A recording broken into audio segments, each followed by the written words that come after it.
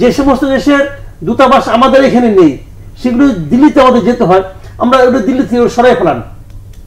তার মানে কি আমরা দিল্লি যেতে চাচ্ছি না। এটা কিন্তু কূটনৈতিক অঙ্গনে ভারতের জন্য কিন্তু একটা আঘাত। ভারতের যেই মিডিয়ার যে অপপ্রচার বাংলাদেশকে নিয়ে, সংখ্যালঘুদের নিয়ে, এটি আসলে বহির্বিশ্বে কি ধরনের নেতিবাচক প্রভাব পড়তে পারে বলে আপনার? শুনেন, কিছুই যে পড়বে না সেটা আমি মনে করি না। কিছু কিছু পড়বে, পরে কেন? ধরেন আপনার ভারতের সঙ্গে তো তাদের একটা সম্পর্ক আছে।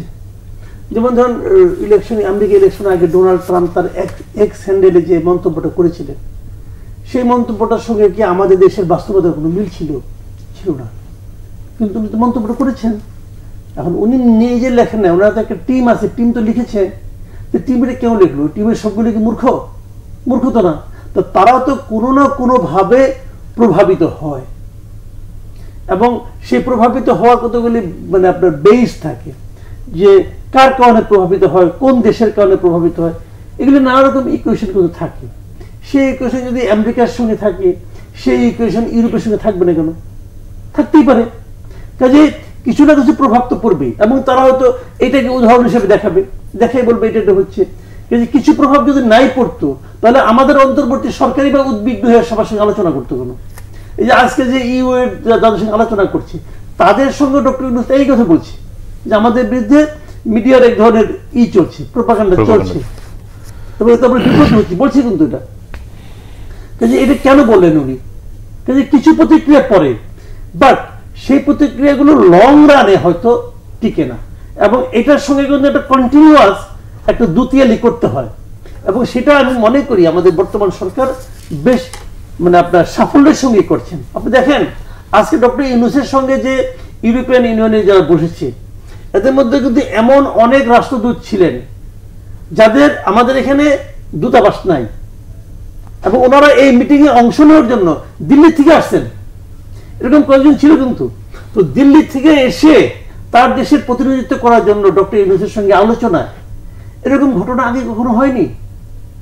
তার মানে ডক্টর ইউনূসের এই বক্তব্যগুলিকে তারা শোনার জন্য সিরিয়াসলি তারা দেশটাকে পাঠিয়েছে, কিনা শুধু দেশটাকে পাঠিয়েছে প্রতিনিধি। এই বিষয়টা আবার একদম কিন্তু হেলাফেলা করার মতো না।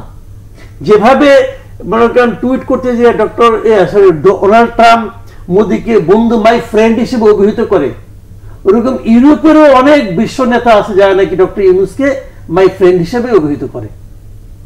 কাজেই ব্যক্তিগত পরিচয়, ব্যক্তিগত প্রভাব প্রতিপত্তির দিক দিয়ে আমাদের ডক্টর ইউনূস একদম হেলাফেলা করার মতো ব্যক্তি না কিন্তু।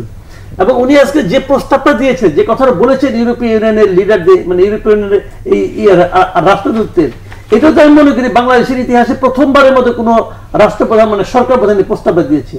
উনি বলেছেন যে সমস্ত দেশের দূতাবাস আমাদের এখানে নেই সেগুলো দিল্লিতে আমাদের যেতে হয়, আমরা ওটা দিল্লি থেকে সরাই ফেলান। তার মানে কি আমরা দিল্লি যেতে চাচ্ছি না বলছেন। তো এটা কি মনে করেন আপনার খালি ওদের কাছে রিকোয়েস্ট? এটা কি ভারতের জন্য একটা আঘাত নয়?